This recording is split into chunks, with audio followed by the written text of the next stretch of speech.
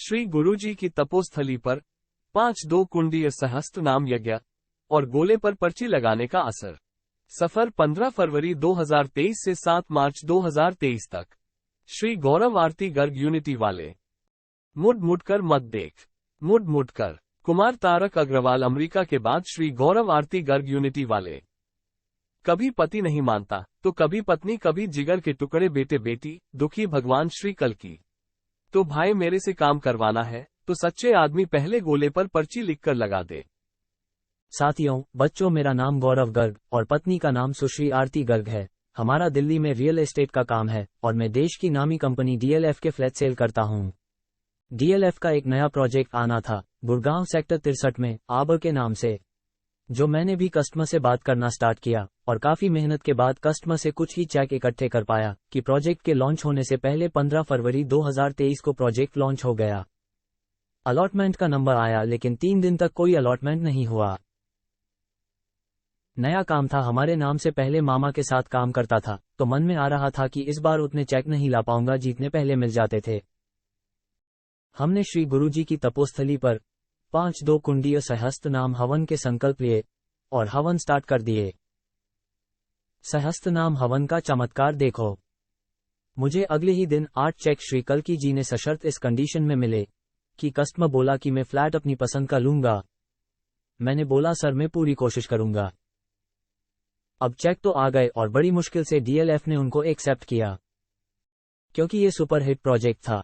3500 applications थी और 1000 flat थे। 100 चेक तो जमा हो गए लेकिन अलॉटमेंट नहीं हो पा रही थी।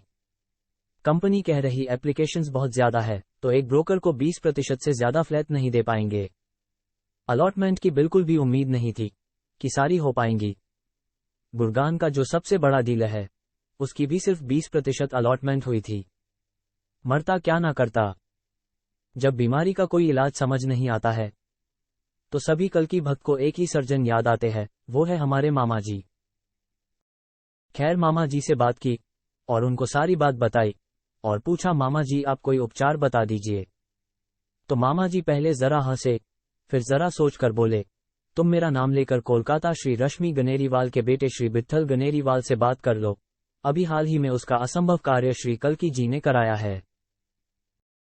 मैंने विट्ठल भैया को फोन किया, उन्होंने फोन नहीं उठाया, तो मैंने मामा जी का नाम लिखकर उनको मैसेज डाल दिया। उनका फोन आ गया और उन्होंने मुझे अपना एक केस बताया और बोला कि जब उनके काम के होने के कोई चांस नहीं थे तो उन्होंने मामा जी के बताने पर 10% कल्कि जी के प्रोजेक्ट मनी का संकल्प लिखकर गोले पर लगाया था।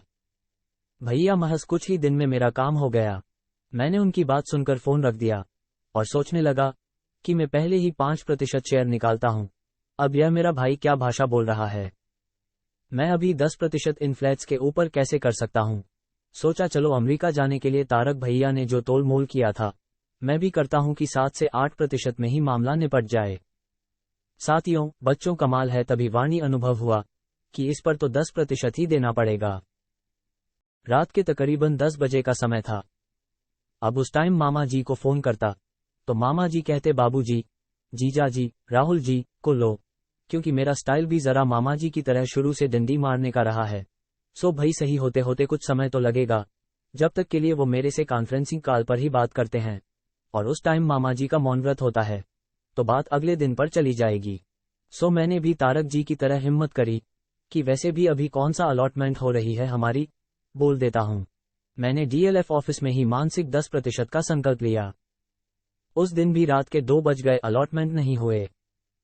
मन में आया कि अब तो 10% भी कर दिया इन फ्लैट पर, फिर भी अलॉटमेंट नहीं हुए। हार थक के घर आ गया क्योंकि अगले दिन फिर DLF की इस लड़ाई में आना है। अगले दिन DLF ऑफिस गया और वहां सीनियर से बात की कि मेरी एक भी अलॉटमेंट नहीं हुए है। तो उन्होंने बोला कि जो चेक पहले आए हैं उसकी अलॉटमेंट हो जाएगी, लेकिन जो बाद में आए हैं उनकी अगर फ्लैट बचेंगे तो मिलेगी। कल्कि जी से प्रार्थना करी, श्री कल्कि जी कुछ तो कराओ। लेकिन तभी एकदम करंट सा लगा और मामा जी के वही जले पर नमक छिड़कने वाले शब्द याद आए, डिफॉल्टर के काम योगी योगिनी होने नहीं देती।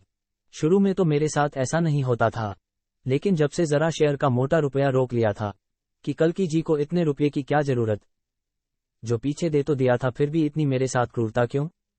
जब तक मैंने गोले पर पर्ची नहीं लगाई तब तक कोई अलॉटमेंट नहीं हुई। जिस दिन पर्ची गोले पर लगाई उस दिन से मानो योगी योगिनी मुश्किल काम सरल कराने ऐसे जुटी। जो बाकी डीलर्स को सिर्फ 20% अलॉटमेंट मिली, कल्कि जी का शेयर इन फ्लैट पर 5% की जगह 10% करने का और श्री गुरुजी की तपोस्थली पर 5-2 कुंडीय सहस्त्र नाम हवन के संकल्प करने का नतीजा, जो चेक पहले जमा किए थे उसकी अलॉटमेंट 100% कंप्यूटर में एकदम हो गए। जो कस्टमर कहते थे कि हमको हमारी पसंद का फ्लैट मिलेंगे तो ही लेंगे, उनको जो कंपनी ने दिया वो उन्होंने एकदम वहां की भीड़ की मारामारी देखकर ले लिए। उनको लगा इस लड़के ने जो करा दिया ठीक है, नहीं तो यहां मिलना असंभव था। साथियों, बच्चों, लेकिन इन्हें कोई कैसे बताए कि ये सुबह से 4 बजे तक भी डीएलएफ के ऑफिस में बैठने पर किसी ने नहीं पूछा। ये तो कल्कि जी की कृपा और योगी योगिनी का रास्ते से हटना। शुभम करोति।